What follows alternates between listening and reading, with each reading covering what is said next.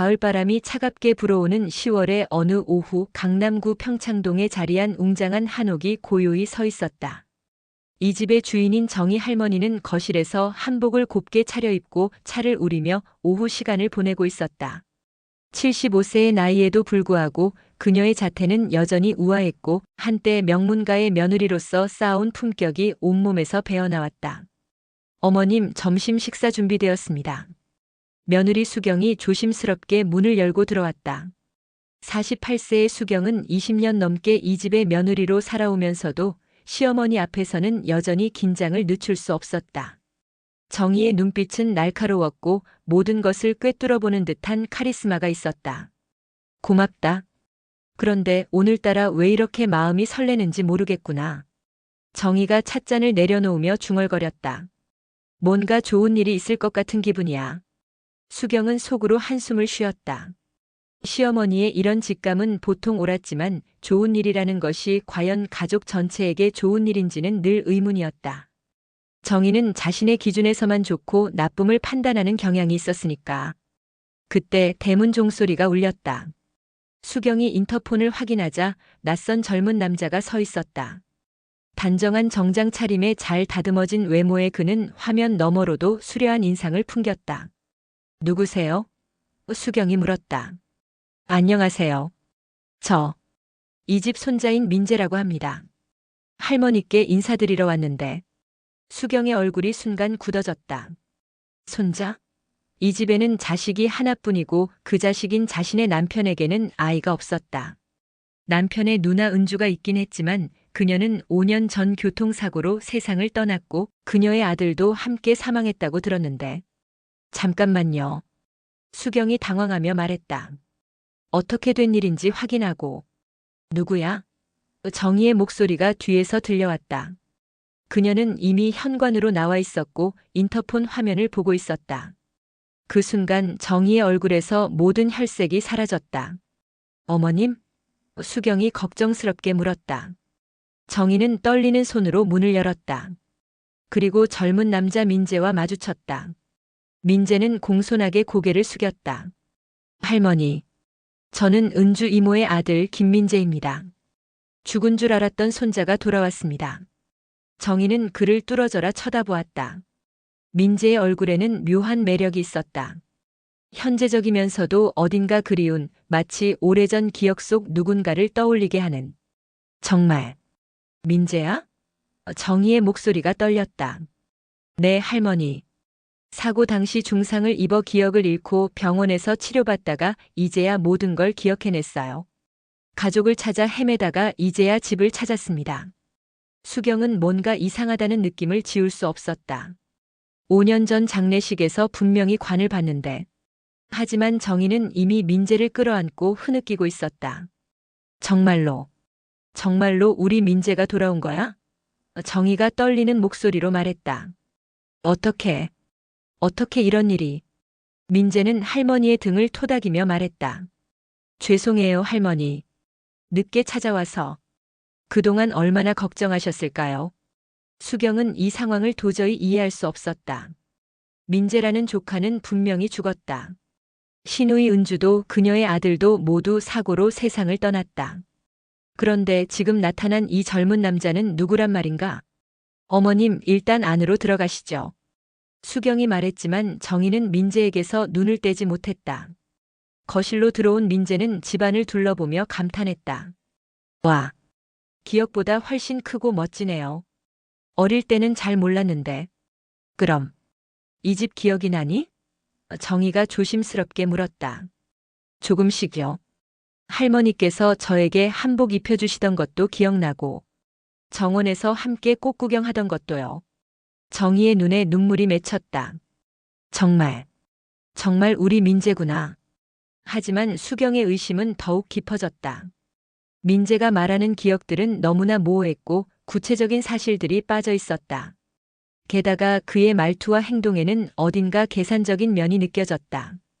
그런데 민재야, 수경이 신중하게 말을 꺼냈다. 사고 후 어디서 지냈니? 5년 동안 연락도 없었는데. 민재의 표정이 잠시 어두워졌다. 병원에서 깨어난 후 기억을 잃어서. 한동안 보육원에서 지냈어요. 거기서 제가 누군지도 모르고 살다가 최근에야 기억이 돌아왔거든요. 그럼 증명할 수 있는 서류라도 있니? 수경이 물었다. 수경아. 정희가 날카롭게 말했다. 무슨 말이야? 우리 손자를 의심하는 거야? 아니에요, 어머님. 그냥 궁금해서. 민재는 조용히 미소 지었다.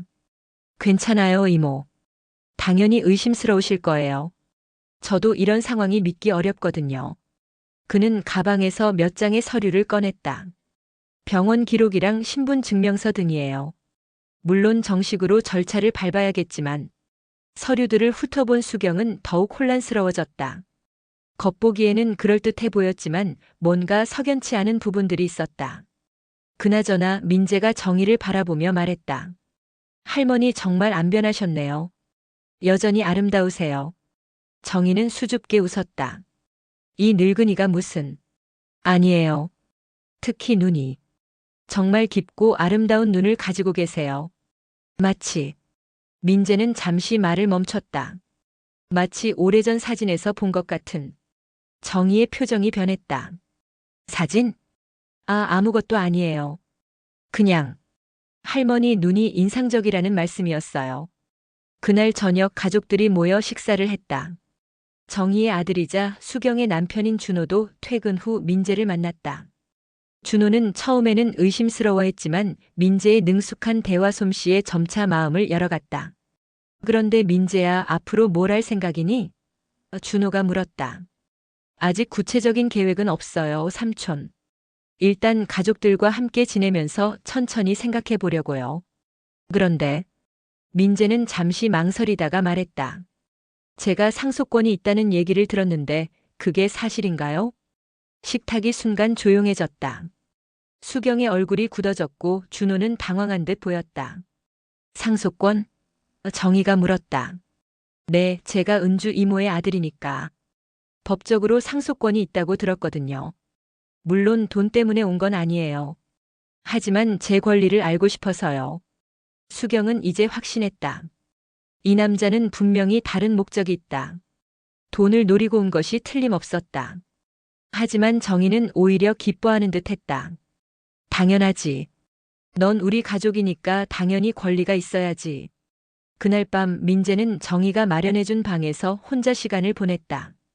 그는 창밖을 보며 조용히 전화를 걸었다. 네, 변호사님. 김민재입니다. 계획대로 진행됐어요.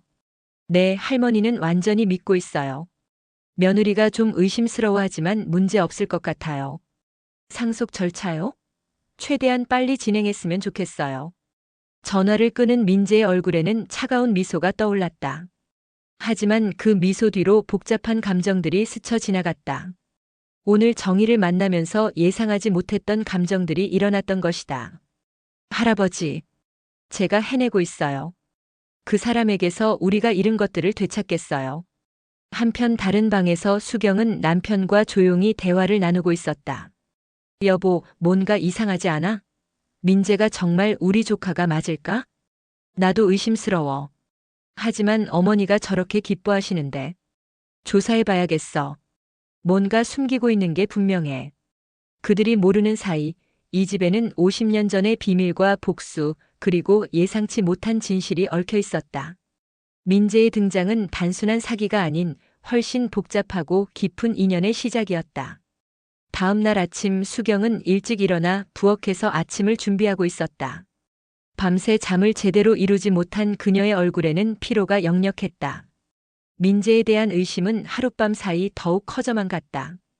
이모 안녕하세요. 민재가 깔끔하게 차려입고 부엌으로 들어왔다. 일찍 일어나셨네요. 민재야. 잘 잤니? 수경은 애써 자연스럽게 대답했지만 그녀의 시선은 여전히 경계심으로 가득했다. 네, 정말 오랜만에 편히 잤어요. 역시 가족과 함께 있으니까 마음이 놓이네요. 민재는 진심 어린 표정을 지었지만 수경은 그 표정마저 연기처럼 느껴졌다. 정희가 거실에서 나타났다. 그녀는 평소보다 화사한 옷을 입고 있었고 얼굴에는 기쁨이 가득했다. 민재야, 잘 잤니? 어젯밤에 혹시 불편한 건 없었니? 아니에요, 할머니. 정말 편했어요. 그런데 민재는 잠시 망설이다가 말했다. 할머니, 집안에 오래된 사진들이 많이 있던데 볼 수 있을까요? 어릴 때 기억을 되살려보고 싶어서요. 정희의 얼굴이 환해졌다. 그럼, 당연히 봐야지. 특히 내가 어렸을 때 사진들도 많이 있어. 수경은 그 말을 듣고 더욱 의심스러워졌다. 민재의 어린 시절 사진들을 본다면 지금의 민재와 비교해 볼 수 있을 텐데. 어머님, 혹시 민재 어릴 때 사진들 어디에 보관하고 계세요? 수경이 물었다. 서재 옷장 위쪽에 있어. 오늘 오후에 같이 꺼내보자. 정희가 대답했다. 아침 식사 시간 정희는 민재에게 각별한 관심을 보였다. 반찬을 계속 권하고 어떤 음식을 좋아하는지 세심하게 물어봤다. 민재야, 너 어릴 때 잡채를 정말 좋아했는데 기억나니? 민재는 잠시 당황하는 기색을 보였다. 아, 네, 조금씩 기억나는 것 같아요. 그때 내가 직접 만들어줬는데 하루에 2그릇씩 먹곤 했지. 정희가 웃으며 말했다. 수경은 이상함을 느꼈다. 시어머니의 기억이 정확하다면 지금의 민재는 너무나 태연하게 거짓말을 하고 있는 것이었다. 식사 후 준호가 출근 준비를 하면서 민재에게 말했다. 민재야, 앞으로 어떻게 지낼 생각이야? 일자리나 그런 것들. 아직 구체적인 계획은 세우지 못했어요, 삼촌. 일단 가족들과 시간을 보내면서 천천히 생각해 보려고요. 그런데 민재는 잠시 멈췄다가 조심스럽게 말했다. 상속 관련해서는 어떻게 진행하면 될까요? 준호와 수경의 표정이 동시에 굳어졌다. 상속? 준호가 물었다. 네, 제가 은주 이모의 아들이니까. 법적으로 상속권이 있다고 들었거든요. 물론 서두르는 건 아니지만 절차상 알아둬야 할 것들이 있을 것 같아서요. 정희가 끼어들었다. 당연히 있지. 넌 우리 가족이니까. 수경은 더 이상 참을 수 없었다. 민재야, 혹시 너를 증명할 수 있는 다른 자료들도 있니? 어린 시절 병원 기록이라든지. 수경아. 정희가 날카롭게 말했다. 뭐 하는 거야? 우리 손자를 자꾸 의심하고. 어머님, 그게 아니라 워낙 갑작스러운 일이라. 민재가 조용히 말했다. 괜찮아요, 할머니. 이모가 의심하시는 것도 당연해요. 저라도 그럴 것 같아요. 그는 수경을 바라보며 말했다. 필요한 자료들은 차차 준비해 드릴게요. 지금은 병원에서 받은 기본적인 서류들만 있지만 더 자세한 증명들도 구할 수 있어요.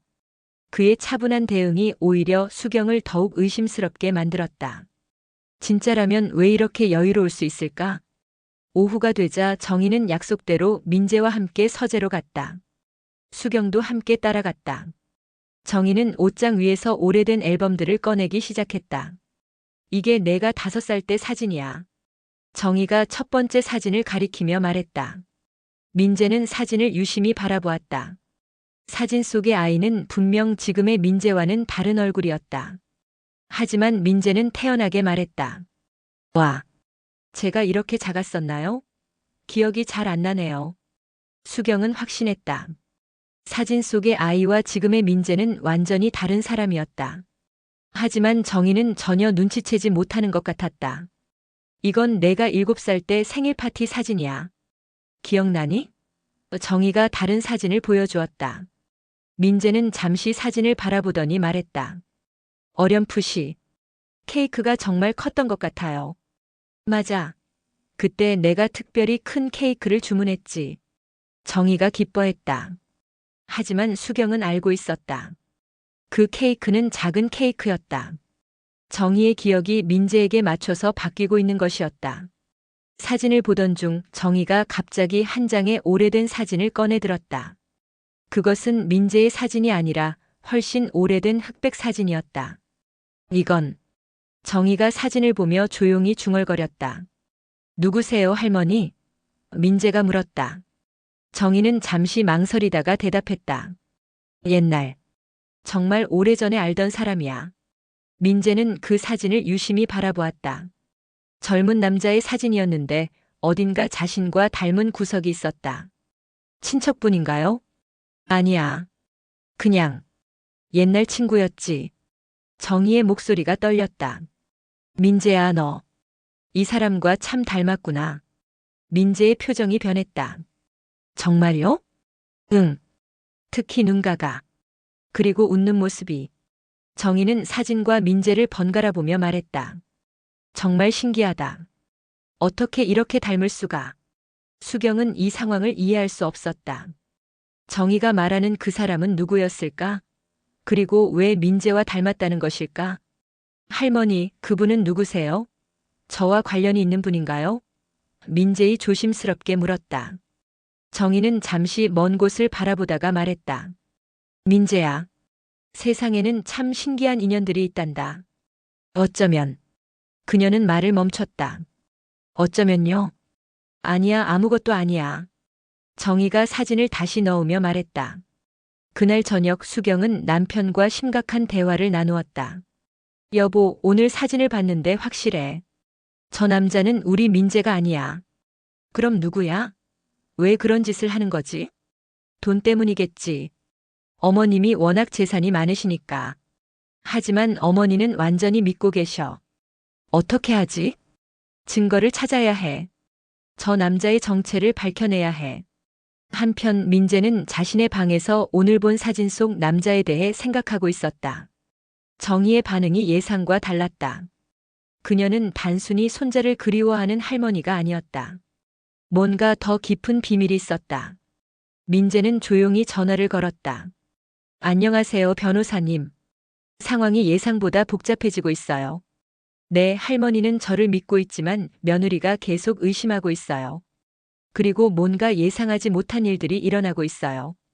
전화를 끊은 후 민재는 창밖을 바라보며 중얼거렸다. 할아버지, 정말로 이게 맞는 걸까요? 이 복수가 정당한 걸까요? 하지만 그의 마음속에는 이미 되돌릴 수 없는 계획이 진행되고 있었다. 그리고 정희 역시 50년 전의 기억 속에서 헤어날 수 없었다. 두 사람 사이에는 그들조차 모르는 운명의 끈이 연결되어 있었다. 민재가 정희의 집에 온 지 일주일이 지났다. 그는 놀라울 정도로 빨리 집안 분위기에 적응했다. 매일 아침 일찍 일어나서 정희에게 안부를 묻고 집안일을 도우며 저녁에는 함께 차를 마시며 옛 이야기를 나누었다. 민재야, 내일 준호 삼촌 회사에 같이 가보는 게 어때? 정희가 제안했다. 일자리도 구해야 하고 삼촌이 소개해줄 사람들도 많을 텐데. 정말요? 그럼 정말 감사하겠습니다, 할머니. 민재의 얼굴에 기쁜 표정이 떠올랐다. 삼촌한테 너무 패가 되는 건 아닐까요? 무슨 소리야? 가족인데 당연한 거지. 정희가 민재의 손을 잡으며 말했다. 내가 돌아와서 이 집이 얼마나 활기차졌는지 몰라. 수경은 이런 모습을 보며 속이 답답했다. 시어머니는 점점 더 민재에게 빠져들고 있었고 남편 준호조차 민재를 인정하기 시작한 것 같았다. 어머님, 그런데 민재가 일을 시작하기 전에 신분 확인 절차부터 제대로 해야 하지 않을까요? 수경이 조심스럽게 말했다.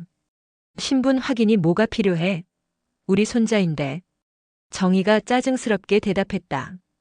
법적인 절차요. 상속권 같은 것도 있고. 민재가 끼어들었다. 이모 말씀이 맞아요, 할머니. 저도 그런 것들을 정리하고 싶어요. 제대로 된 가족이 되려면 법적으로도 인정받아야 하잖아요.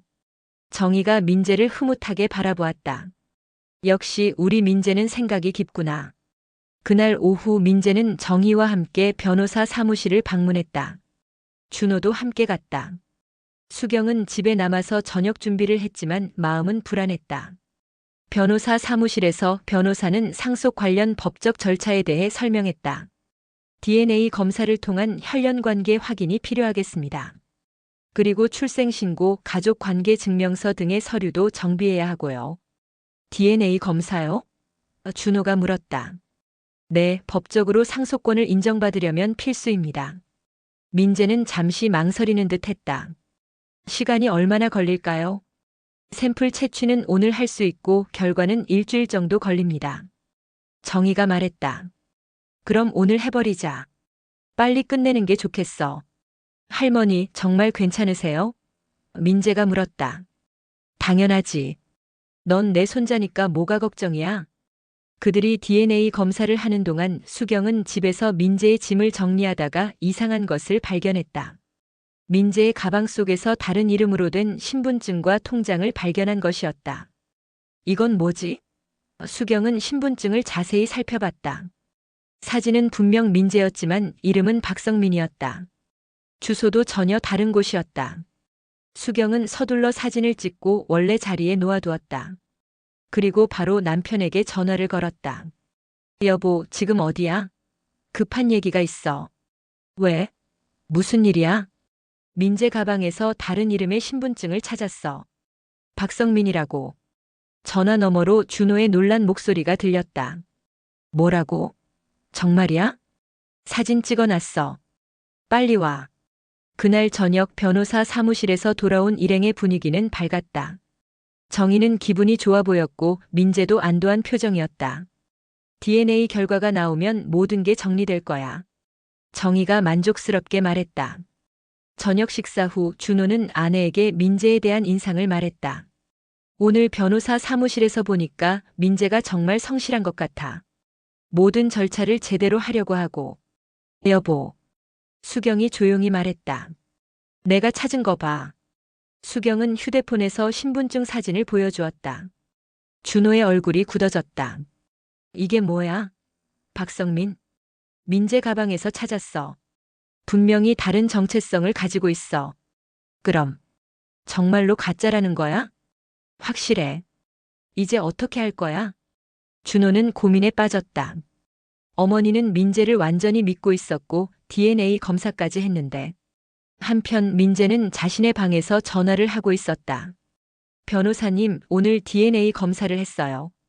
네, 계획대로 진행됐습니다. 할머니는 의심하지 않으세요. 문제는 며느리인데 계속 의심의 눈초리로 저를 보고 있어요. 걱정 마세요. DNA 결과가 나오면 모든 의심이 사라질 거예요. 정말 확실한가요? 물론입니다. 우리가 준비한 샘플이 완벽하니까요. 전화를 끄는 민재는 잠시 망설였다. 오늘 정희의 모습을 보면서 예상치 못한 감정이 일어났다. 그녀의 진심 어린 관심과 사랑이 느껴졌던 것이다. 할아버지, 정말 이게 맞는 걸까요? 저 할머니는 나쁜 사람이 아닌 것 같은데. 하지만 그는 곧 마음을 다잡았다. 할아버지가 겪은 고통, 가족이 잃은 것들을 생각하면 이 정도는 당연한 복수였다. 다음 날 아침 수경은 민재를 조심스럽게 관찰했다. 그의 행동 하나하나가 연기처럼 느껴졌다. 특히 정희에게 보이는 관심과 애정도 계산된 것 같았다. 민재야, 오늘 준호 삼촌 회사에 가서 사람들 만나보기로 했지? 정희가 말했다. 네, 할머니. 정말 감사해요. 그런데 그 전에 은행에 좀 가야겠어. 내 명의로 통장도 만들고 용돈도 좀 줘야지. 민재의 눈이 반짝였다. 할머니, 그런 건 나중에 해도. 아니야. 가족이니까 당연한 거야. 수경은 이 상황을 더 이상 두고 볼 수 없었다. 그녀는 남편과 상해 후 사설 탐정을 고용하기로 결정했다. 민재의 정체를 정확히 파악해야 했다. 그날 오후 민재와 정희가 은행에 간 사이 수경은 사설 탐정과 만났다. 박성민이라는 이름으로도 조사해 주세요. 그리고 최근 5년간의 행적도요. 알겠습니다. 며칠만 시간을 주시면 자세한 내용을 알아보겠습니다. 한편 은행에서 정희는 민재 명의로 통장을 만들고 상당한 금액을 입금했다. 할머니, 이렇게 많은 돈을. 괜찮아. 내가 그동안 고생했으니까 당연한 거야. 민재는 통장을 받으며 복잡한 심정이었다. 계획대로라면 기뻐해야 했지만 정희의 진심을 느낄수록 죄책감이 커졌다. 할머니. 왜? 정말 감사해요. 제가 이런 대접을 받을 자격이 있을까요? 정희가 민재의 손을 잡았다. 무슨 소리야? 넌 내 유일한 손자야. 내가 누구를 위해 이런 걸 하겠어? 그 순간 민재는 자신의 계획에 대해 진지하게 의문을 갖기 시작했다. 하지만 이미 되돌릴 수 없는 지점까지 와 있었다. 그날 밤 민재는 또다시 변호사와 통화했다. 상속 절차를 최대한 빨리 진행해 주세요. 상황이 복잡해지고 있어요. 무슨 일인가요? 며느리가 저를 의심하고 있어요. 그리고 민재는 잠시 망설였다. 할머니가 생각보다 좋은 분이세요. 그런 감정은 접어두세요. 우리의 목적을 잊지 마시고. 네, 알겠습니다. 하지만 민재의 마음속에는 이미 균열이 생기기 시작했다. 복수와 욕심 그리고 예상치 못한 감정 사이에서 그는 갈등하고 있었다. 수경이 고용한 사설 탐정으로부터 첫 번째 보고가 들어온 것은 3일 후였다. 탐정은 신중한 표정으로 수경과 준호 앞에서 조사 결과를 설명하기 시작했다. 박성민이라는 이름으로 조사해보니 흥미로운 사실들이 나왔습니다. 탐정이 서류를 펼치며 말했다. 이 사람은 실제로 존재하는 인물이고 현재 28세입니다. 최근 5년간 서울 외곽의 한 아파트에서 거주했던 기록이 있어요. 그럼 정말로 가짜라는 얘기네요? 수경이 물었다. 더 흥미로운 건 이 박성민이라는 사람이 어릴 때 입양되었다는 사실입니다. 입양 기록을 추적해보니 탐정은 다른 서류를 꺼냈다. 입양 당시 성씨가 김이었어요. 즉, 원래 이름은 김민재였을 가능성이 높습니다. 준호와 수경은 서로를 바라보았다. 이것은 예상하지 못한 전개였다. 그럼 민재라는 이름은 진짜라는 얘기인가요? 준호가 물었다. 그럴 가능성이 높습니다. 하지만 더 놀라운 사실이 있어요. 탐정이 오래된 서류를 꺼냈다. 입양 당시의 기록을 보면 이 아이의 친부모에 대한 정보가 거의 없어요.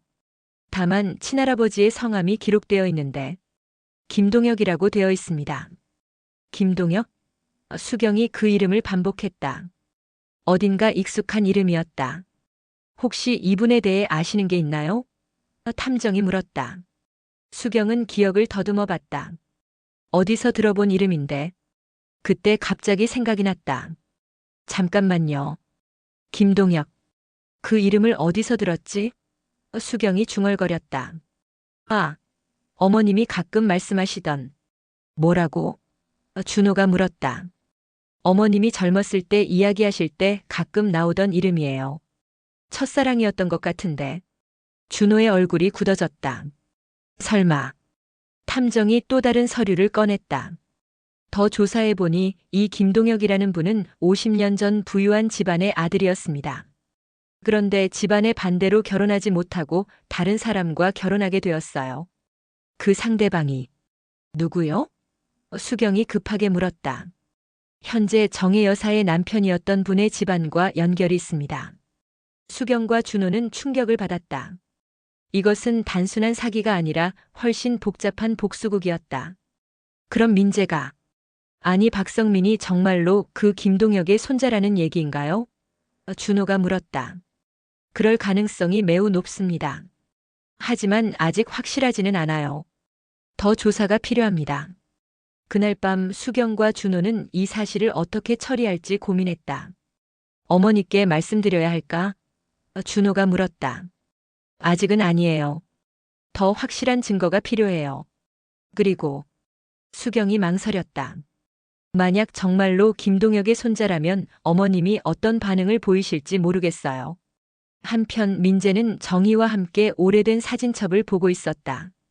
정희는 자신의 젊은 시절 이야기를 들려주고 있었다. 이 사진이 내가 20살 때야. 정희가 흑백 사진을 가리키며 말했다. 정말 예쁘지 않니? 정말 아름다우세요, 할머니. 민재의 진심으로 말했다. 정희는 다른 사진을 꺼냈다. 젊은 남자와 함께 찍은 사진이었다. 이분은 누구세요? 민재이 물었다. 정희의 표정이 순간 어두워졌다. 옛날, 정말 오래전에 사랑했던 사람이야. 왜 결혼하지 않으셨어요? 집안의 반대가 심했어. 그때는 그런 게 중요했거든. 정희의 목소리가 떨렸다. 그 사람도 결국 다른 사람과 결혼해야 했고, 민재은 사진 속의 남자를 유심히 바라보았다. 어딘가 익숙한 얼굴이었다. 할머니, 이분 성함이 뭐예요? 정희는 잠시 망설이다가 말했다. 김동혁. 동혁이라고 불렀어. 민재의 심장이 빠르게 뛰기 시작했다. 김동혁. 그것은 자신의 할아버지 이름이었다. 지금은 어떻게 지내세요? 민재이 조심스럽게 물었다. 모르겠어. 아마 세상을 떠났을 거야. 나이가 나이니까. 정희가 슬픈 표정으로 말했다. 민재는 복잡한 감정에 휩싸였다. 할아버지가 평생 그리워했던 사람이 바로 정이었다는 것을 알게 된 것이다. 할머니, 그분을 정말 많이 사랑하셨나요? 정희의 눈에 눈물이 맺혔다. 평생 잊을 수 없었어. 그 사람의 아이를 낳고 싶었는데. 민재는 더 이상 참을 수 없었다. 할머니 혹시 그분의 후손을 만나게 된다면 어떻게 하시겠어요? 정희가 민재를 바라보았다. 왜 갑자기 그런 말을 하니? 그냥 궁금해서요. 정희는 잠시 생각하더니 말했다. 반가울 것 같아. 그 사람의 피가 흐르는 사람이라면 내 아이나 다름없을 거야. 그 순간 민재는 자신의 계획에 대해 심각하게 고민하기 시작했다. 이것은 단순한 복수가 아니었다. 할아버지와 정의 사이에는 진정한 사랑이 있었고 지금도 그 사랑은 끝나지 않은 것 같았다. 다음 날 민재는 할아버지의 무덤을 찾아갔다. 오랜만에 찾은 묘지는 쓸쓸했다. 할아버지, 제가 정희 할머니를 만났어요. 할아버지가 그렇게 그리워하셨던 분을요. 민재는 무덤 앞에서 조용히 말했다. 그런데 그분이 생각보다 좋은 분이에요. 할아버지를 지금도 사랑하고 계시는 것 같아요. 바람이 불어와 나뭇잎들이 흔들렸다. 할아버지가 원하셨던 게 정말 복수였을까요? 아니면 민재는 말을 멈췄다. 그날 저녁 집으로 돌아온 민재는 정희에게 조심스럽게 말했다. 할머니, 제가 드릴 말씀이 있어요. 뭔데? 사실 저에게는 숨기고 있는 것이 있어요. 정희의 표정이 긴장했다. 뭔데? 민재는 잠시 망설이다가 말했다. 제가 정말로 할머니의 손자가 맞는지 확신이 서지 않아요. 무슨 소리야? 사고 후 기억을 잃었었잖아요. 혹시 제가 잘못 생각하고 있는 건 아닐까요? 정희가 민재의 손을 잡았다. 민재야, DNA 검사 결과가 나오면 모든 게 분명해질 거야. 걱정하지 마. 하지만 민재는 더 이상 확신할 수 없었다. 자신의 정체성과 목적, 그리고 정의에 대한 감정이 모두 뒤섞여 혼란스러웠다. 그날 밤 수경은 탐정으로부터 추가 보고를 받았다. 김동혁의 손자라는 것이 거의 확실해졌습니다. 그리고 더 놀라운 사실은 김동혁이 세상을 떠나기 전에 정혜 여사에 대한 이야기를 손자에게 많이 했다는 증언을 확보했어요. 그럼 정말로 복수하려고 온 거네요. 그럴 가능성이 높습니다. 하지만 탐정이 망설였다. 최근 며칠간 관찰해보니 그의 행동에 변화가 있는 것 같아요. 마치 갈등하고 있는 것처럼 보입니다. 수경은 복잡한 심정이었다. 민재가 정말로 복수하려고 왔다면 막아야 했지만 동시에 그와 정의 사이에 흐르는 묘한 인연도 느껴졌다. 이제 모든 진실이 드러나는 것은 시간 문제였다. 그리고 그 진실은 이 가족의 운명을 완전히 바꿔놓을 것이었다. DNA 검사 결과가 나오기 하루 전 정희는 민재를 자신의 서재로 불렀다. 서재는 조용했고 오래된 책들과 추억이 가득한 공간이었다. 민재야, 앉아라. 정희의 목소리는 평소와 달리 진지했다. 민재는 긴장한 채로 의자에 앉았다. 정희는 창밖을 바라보며 한참을 생각하더니 입을 열었다. 내가 너에게 해야 할 말 있어. 정희가 민재를 바라보며 말했다. 혹시 내가 정말 내 손자가 아니어도 상관없다. 민재의 얼굴이 창백해졌다. 할머니, 무슨 말씀이세요? 나는 내가 처음 왔을 때부터 알고 있었어. 내가 진짜 민재가 아니라는 것을. 민재는 일어서려 했지만 정희가 손을 들어 막았다. 끝까지 들어봐. 정희의 목소리는 놀랍도록 차분했다. 진짜 민재는 정말로 5년 전에 세상을 떠났어. 나는 그 아이의 관을 직접 봤거든. 그럼 왜? 처음에는 너를 내쫓으려고 했어. 하지만 내 얼굴을 보는 순간 생각이 바뀌었지. 정희가 옛날 사진을 꺼냈다. 이 사람을 기억하니? 그것은 김동혁의 젊은 시절 사진이었다. 할머니. 민재의 목소리가 떨렸다. 너는 김동혁의 손자지? 정희가 조용히 물었다. 민재는 더 이상 숨길 수 없었다. 고개를 끄덕였다. 네, 맞습니다. 정희의 눈에 눈물이 고였다. 그럼 내 할아버지가 나에 대해 말했니? 네. 할아버지는 할머니를 평생 사랑하셨어요. 집안의 반대로 결혼하지 못했다고 그게 평생의 한이라고 하셨어요. 정희는 조용히 울었다. 동혁이가 나를 기억하고 있었구나. 할아버지는 작년에 돌아가셨어요. 돌아가시기 전에 저에게 부탁하셨어요. 할머니를 찾아가서 할머니에게서 빼앗긴 것들을 되찾으라고. 정희가 민재를 바라보았다. 빼앗긴 것들?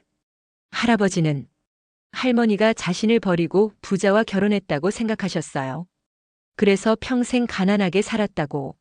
저는 그 복수를 하려고 왔어요. 정희는 한참을 침묵했다가 말했다.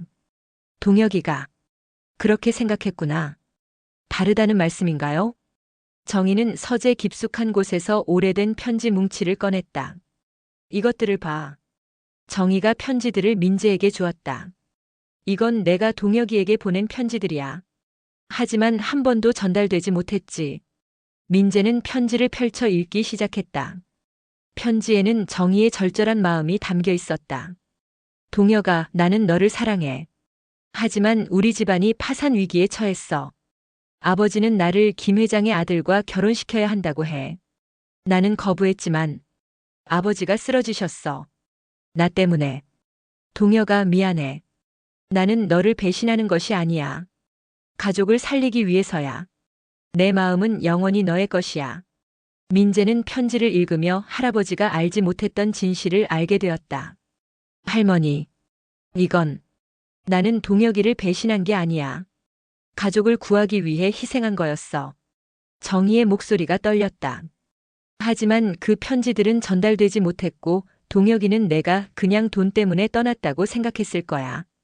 민재는 자신이 얼마나 큰 오해를 하고 있었는지 깨달았다. 그리고 정희가 더 놀라운 말을 했다. 나에게는 동혁이의 아이가 있어. 뭐라고요? 결혼하기 전에 동혁이와 만났을 때 아이를 가졌어. 하지만 그 아이는 정희가 슬픈 표정을 지었다. 태어나자마자 세상을 떠났어. 아무도 모르게. 민재는 충격에 빠졌다. 이것은 그가 상상하지 못했던 이야기였다. 하지만 그 아이가 살아있다면 정희가 민재를 바라보며 말했다. 너 같은 아이였을 거야. 할머니. 그래서 내가 처음 왔을 때부터 거부할 수 없었어. 너는 동혁이의 피를 이어받았고 나에게는 잃어버린 아이 같았거든. 민재의 마음은 복잡했다. 복수하려던 마음은 사라지고 할아버지에 대한 안타까움과 정의에 대한 연민이 동시에 일어났다. 할머니, 그럼 너는 내 손자가 아니야. 하지만 피보다 더 진한 인연으로 연결된 아이야. 정희가 민재의 손을 잡았다. 동혁이의 피를 이어받은 너를 내가 어떻게 버릴 수 있겠니? 그때 문이 열리며 수경이 들어왔다. 그녀는 두 사람의 대화를 어느 정도 들었던 것 같았다. 어머님, 지금 무슨 얘기를 하시는 거예요? 정희가 수경을 바라보았다. 수경아, 앉아라.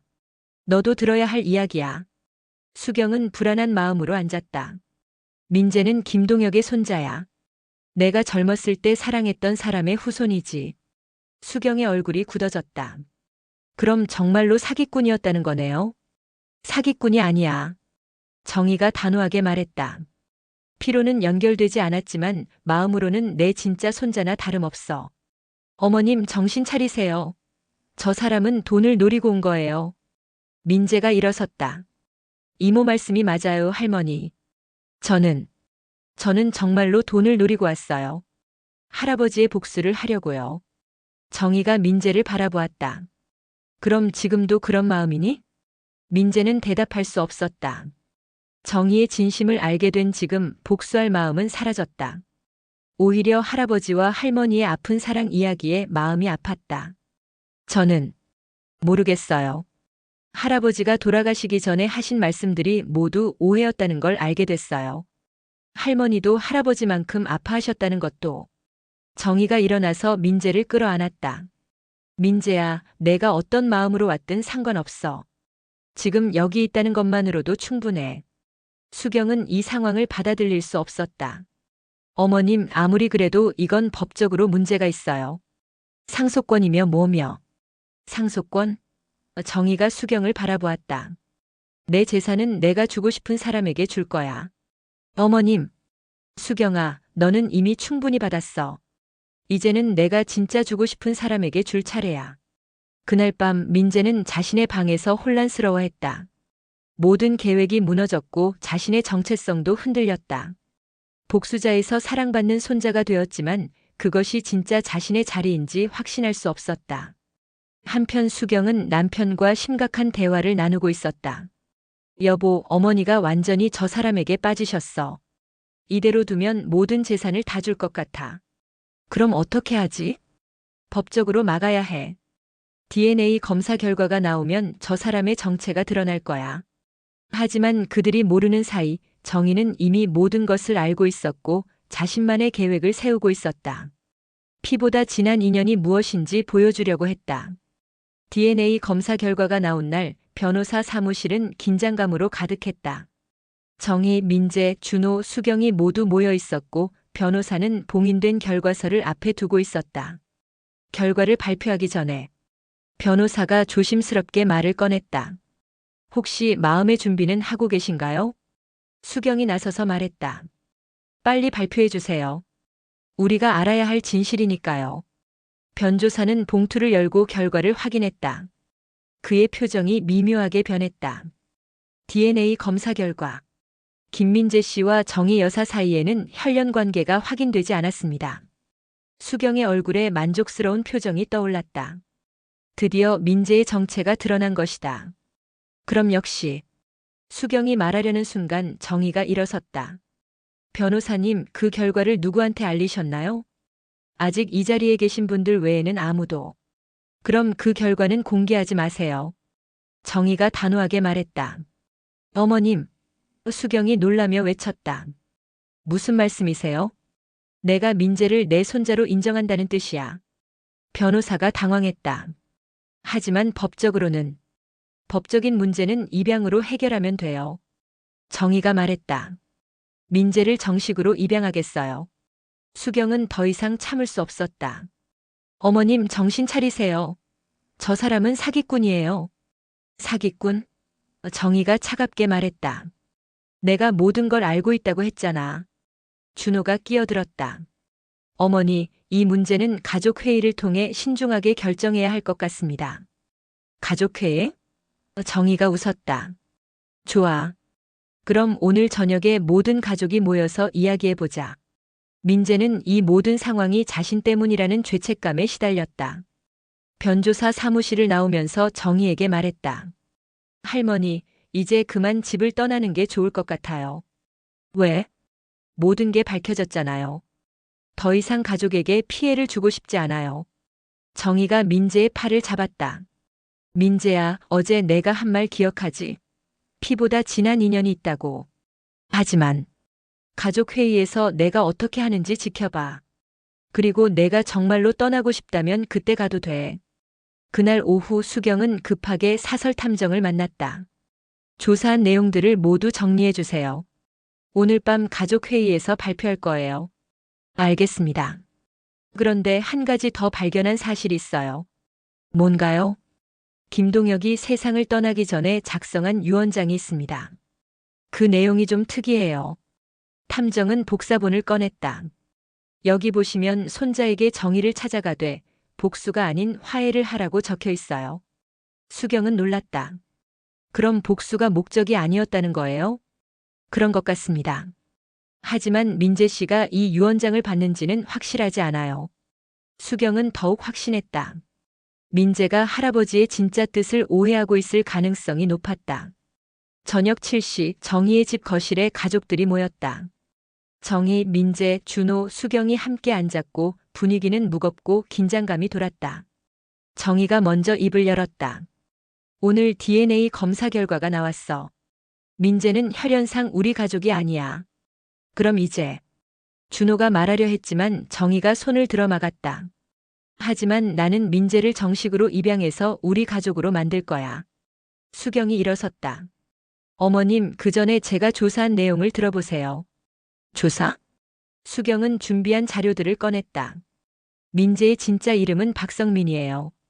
그리고 김동혁의 손자가 맞아요. 정희는 놀라지 않았다. 그래서? 김동혁은 어머님의 첫사랑이셨죠? 그리고 민재는 그 복수를 하려고 온 거예요. 민재가 고개를 숙였다. 더 이상 숨길 이유가 없었다.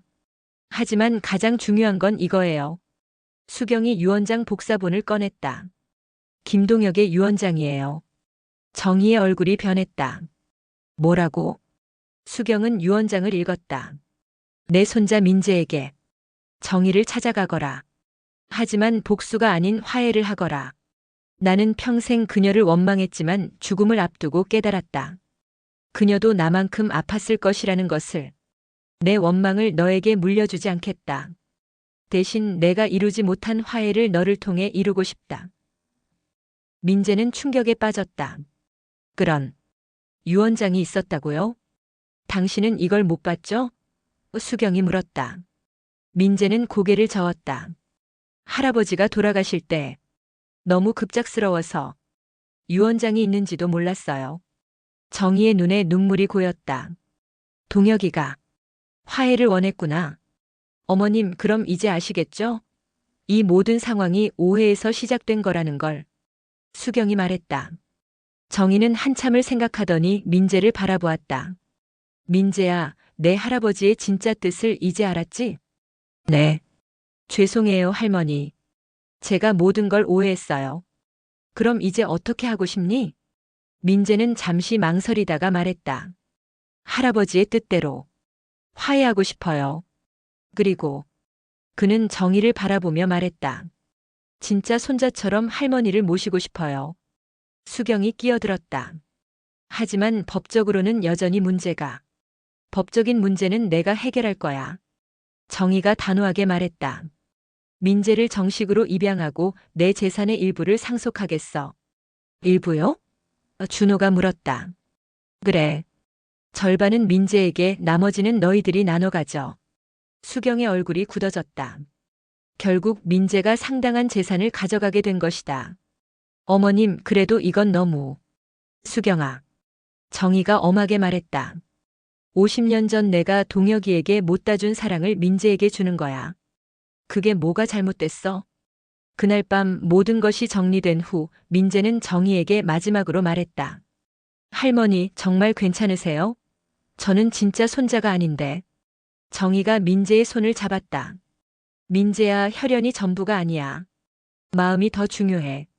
너는 내가 평생 그리워했던 사람의 손자이고 그 사람의 마지막 선물 같은 존재야. 감사해요, 할머니. 그리고 정희가 미소 지었다. 이제부터는 정말로 내 손자로 살아가렴. 하지만 수경은 이 모든 상황을 받아들일 수 없었다. 그녀는 마지막 수단을 준비하고 있었다. 법적으로 이 입양을 막을 방법을 찾고 있었던 것이다. 3개월 후 서울 가정법원에서 상속권을 둘러싼 재판이 열렸다. 수경과 준호는 민재의 입양과 상속을 법적으로 무효화하려고 소송을 제기했고 정희와 민재는 이에 맞서 변호사를 선임했다. 재판장은 엄숙한 분위기 속에서 사건의 개요를 설명했다. 이 사건은 입양의 적법성과 상속권에 관한 분쟁입니다. 원고 측은 피고 김민재가 사기적 방법으로 입양되었으며 상속권을 인정할 수 없다고 주장하고 있습니다. 수경 측 변호사가 일어서서 진술했다. 재판장님, 피고 김민재는 처음부터 거짓 신분으로 정희 여사에게 접근했습니다. 그는 죽은 손자로 행세하며 할머니를 속였고 이는 명백한 사기 행위입니다. 변호사는 증거들을 제시했다.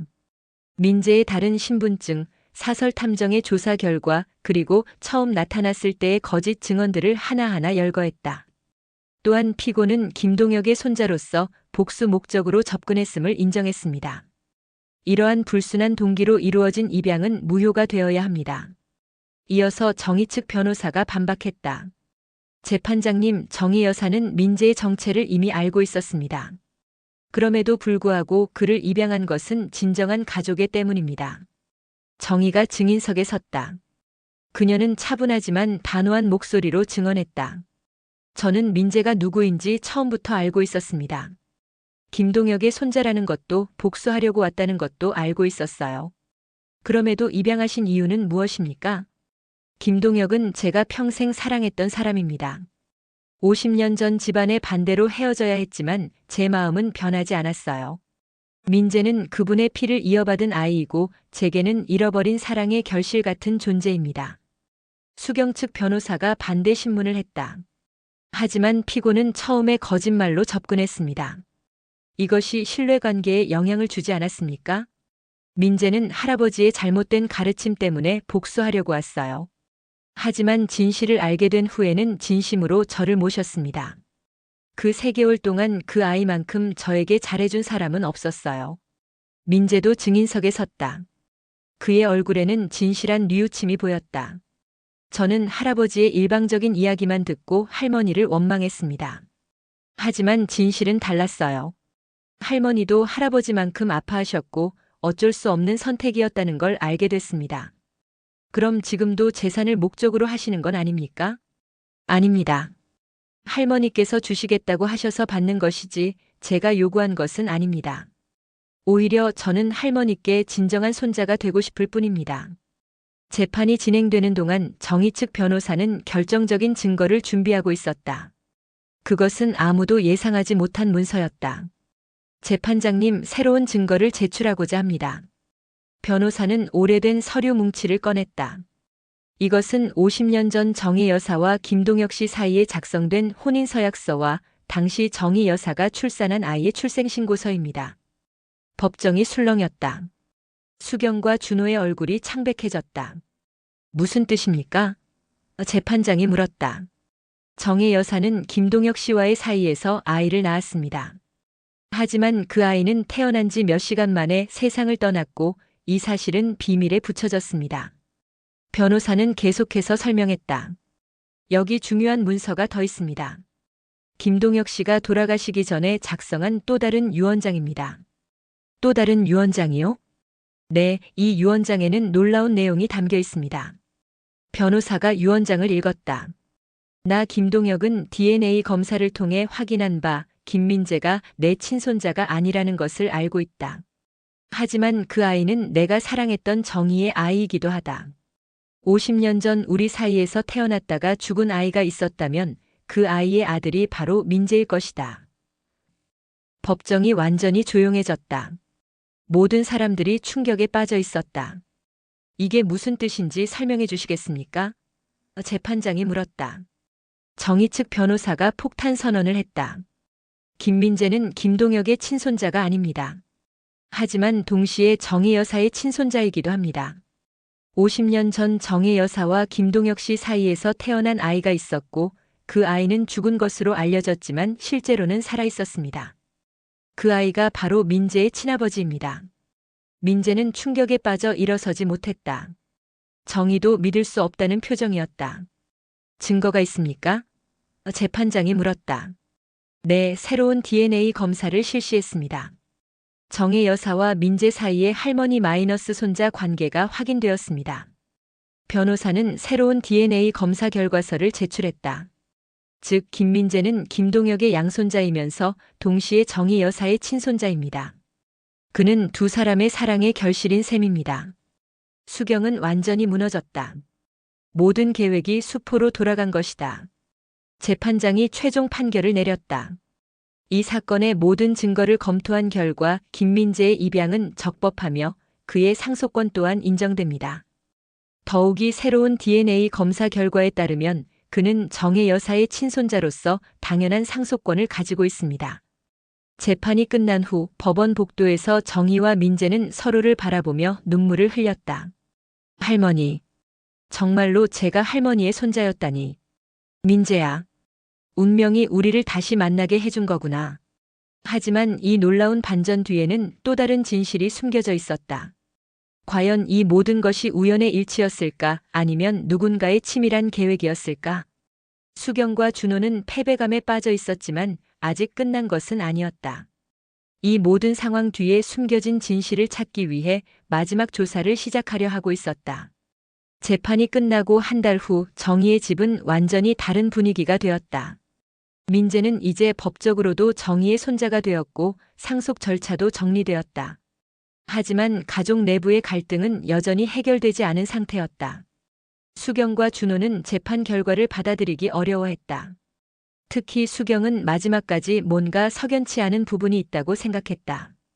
여보, 정말로 모든 게 우연의 일치일까? 수경이 남편에게 물었다.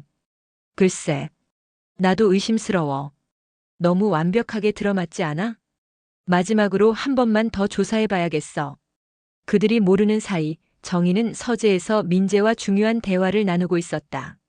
민재야, 이제 모든 진실을 말해줄 때가 된 것 같구나. 진실이요? 정희는 책상 서랍에서 오래된 일기장을 꺼냈다. 이건 내가 50년 동안 써온 일기야. 그 안에는 내가 알아야 할 진실이 담겨 있어. 민재는 일기장을 받아들었다. 첫 페이지를 펼치자 50년 전의 일기가 나왔다. 1975년 3월 15일. 오늘 동혁이의 아이를 낳았다. 하지만 아이는 숨을 쉬지 않았다. 의사는 죽었다고 했지만 나는 다른 아이의 울음소리를 들었다. 간호사가 서둘러 아이를 데리고 나갔다. 뭔가 이상했다. 민재는 다음 페이지를 넘겼다. 1975년 3월 20일. 동혁이가 찾아왔다. 아이가 죽었다는 소식을 들었다고 한다. 그의 눈에는 깊은 상처가 있었다. 나는 차마 진실을 말할 수 없었다. 혹시 우리 아이가 살아있을지도 모른다는 희망을. 1975년 4월 10일.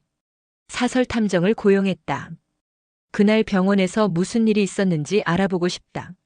내 아이가 정말 죽은 것인지 아니면 1975년 6월 3일. 충격적인 사실을 알게 됐다. 내 아이는 죽지 않았다. 병원에서 다른 가족에게 입양을 보냈다. 의사와 간호사들이 공모한 일이었다. 미혼모의 아이를 불임 부부에게 주는 거래였다.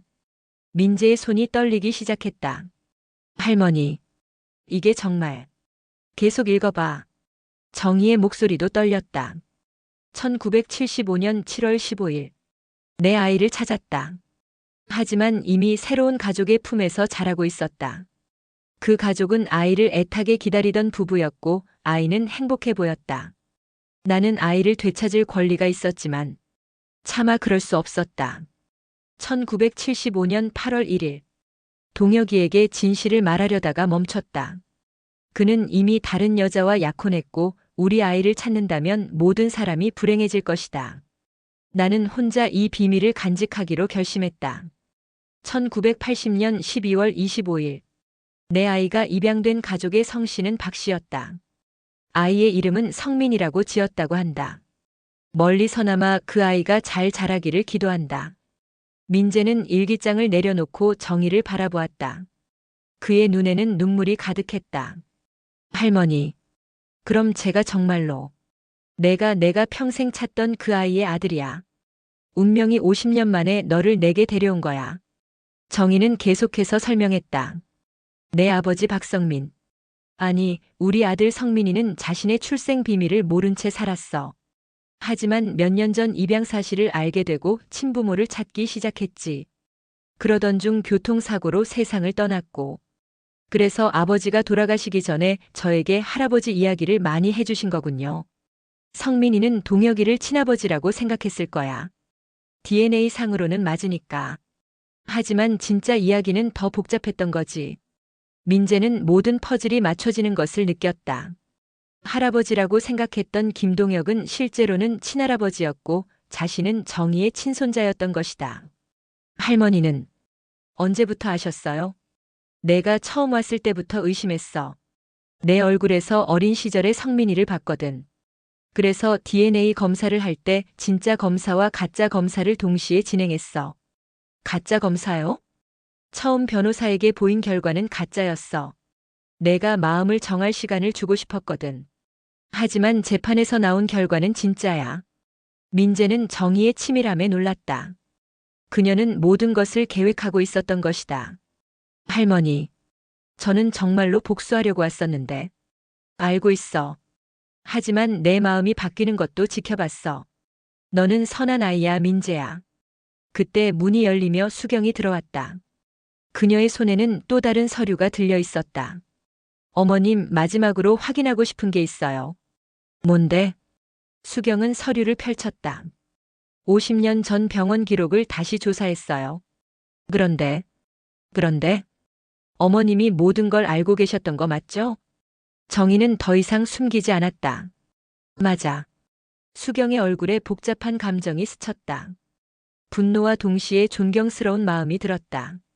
그럼 민재를 진짜로 사랑하신 거였네요. 처음에는 동혁이에 대한 그리움 때문이었어. 하지만 지금은 진짜 내 손자로 사랑해. 준호도 들어와서 이 대화를 들었다. 그는 한숨을 쉬며 말했다. 어머니, 정말 대단하세요. 50년 동안 혼자 이 비밀을 간직하시고. 미안해, 준호야. 너한테는 좋은 어머니가 못 됐구나. 아니에요, 어머니. 이제 이해해요. 수경도 마침내 마음을 열었다. 어머님, 저도 미안해요. 너무 의심만 했네요. 당연한 거야. 가족을 지키려는 마음이었으니까. 그날 저녁 온 가족이 함께 식사를 했다. 처음으로 진정한 가족의 분위기가 만들어졌다. 식사 후 정희는 중요한 발표를 했다. 내가 유언장을 다시 작성했어. 모든 사람이 긴장했다.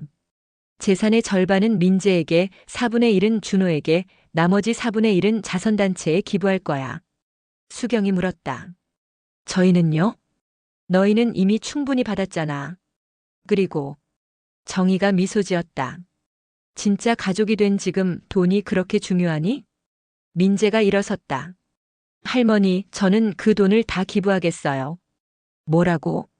할머니와 함께 지낸 이 시간이 저에게는 어떤 돈보다 소중해요. 그리고 할아버지와 할머니의 사랑 이야기를 세상에 알리는 데 쓰고 싶어요. 정희의 눈에 눈물이 고였다.